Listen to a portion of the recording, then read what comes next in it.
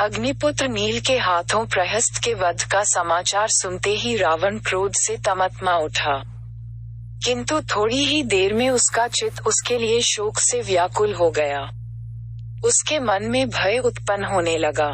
वह मंत्रियों से बोला, शत्रुओं को नगण्य समझकर मैं उनकी अवहेलना करता रहा, इसी का परिणाम है प्रहस्त भी मारा गया। अब मैं समझता हूँ कि मुझे परमवीर कुंभकर्ण को जगाकर रणभूमि में भेजना होगा। केवल वही ऐसा पराक्रमी है जो देखते देखते शत्रु की संपूर्ण सेना का संहार कर सकता है। रावण की आज्ञा पाकर उसके मंत्री ब्रह्मा के शाप के कारण सोए हुए कुंभकर्ण के पास जाकर उसे जगाने लगे। जब वह चीखने चिल्लाने और झकझोरने से भी न उठा तो वे लाठियों और मूसलों से मार मार उसे उठाने लगे। साथ ही ढोल, नगाड़े तथा तुरहियों को बजाकर भारी शोर करने लगे, किंतु उसकी नींद न खुली।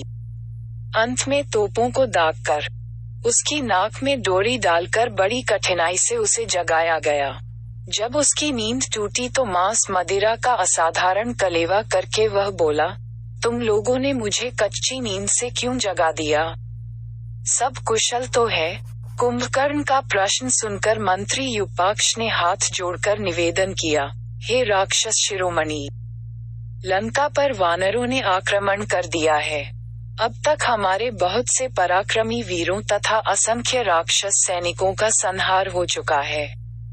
मारे जाने वालों में खरदूषण, प्रहस्त आदि महारथी सम्मिलित हैं। लंका भी जला दी गई है। ये सब वानर अयोध्या के राजकुमार राम की ओर से युद्ध कर रहे हैं। इस भयंकर परिस्थिति के कारण ही महाराज ने आपको जगाने की आज्ञा दी है। अब आप जाकर उन्हें धैर्य बधाएं। ये समाचार सुनकर कुंभकर्ण स्नानादि से निवृत्त होकर राजसभा में रावण के पास पहुंचा। उसके चरण स्पर्श करके बोले, महाराज, आपने मुझे किस लिए स्मरण किया है? कुंभकर्ण को देखकर रावण प्रसन्न हुआ। वह बोला, महाबली वीर, दीर्घकाल तक सोते रहने के कारण तुम्हें यहाँ के विषय में कोई जानकारी नहीं है। अयोध्या के राजकुमार राम और लक्ष्मण वानरों की सेना को लेकर लंका का विनाश कर रहे हैं। उन्होंने समुद्र पर पुल बांधकर उसे पार कर लिया है। इस समय लंका के चारों ओर वानर ही वानर दिखाई देते हैं। प्रहस्त, खर, दूषण आदि असंख्य वीर राक्षस सेना के साथ मारे जा चुके हैं। लंका में भय से त्राही त्राही मच रही है। तुम पर मुझे पूर्ण विश्वास है। तुमने देवासुर संग्राम में देवताओं को खदेड़कर जो अद्भुत वीरता दिखाई थी, वह मुझे आज भी स्मरण है। इसलिए तुम वानर सेना सहित दोनों भाइयों का संहार करके लंका को बचाओ। इसके अतिरिक्त रावण ने विभीषण के निष्कासन आदि की बातें भी उसे विस्तार पूर्वक बताईं। ये सुनकर कुंभकर्ण ने पहले तो रावण को नीति संबंधी बहुत सी बातें कहते हुए रावण को उपालंब दिया। फिर वह बोले, भैया, आप भाभी मंदोदरी और भैया विभीषण द्वारा दी हुई सम्मति के अनुसार कार्य करते तो आज लंका की यह दुर्दशा न होती।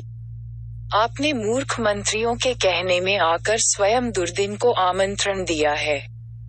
परंतु अब जो हो गया सो हो गया, उस पर पश्चाताप करने से क्या लाभ? अब आपके अनुचित कर्मों के फलस्वरूप उत्पन्न भय को मैं दूर करूंगा। मैं उन दोनों भाइयों का वध करूंगा और दुखी राक्षसों के आंसू पोंछूंगा।